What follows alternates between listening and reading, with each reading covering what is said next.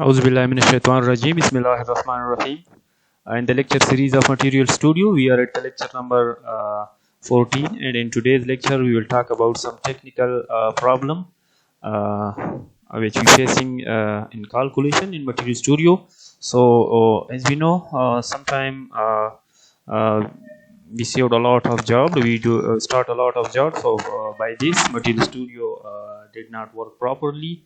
So how to remove these unnecessary projects which we run in Material Studio?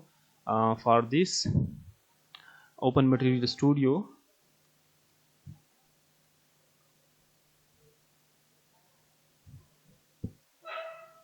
Okay. uh, After opening Material Studio, click on tools, and here we found the server console option. Click on it, and here you find all the job which you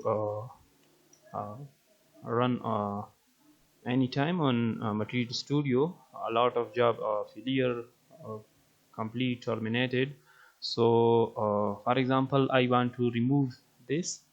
So for this, click on, simply on jobs, click on Z or Castep. Okay, simply remove it. Okay, so by this you can remove um, all the previous calculations.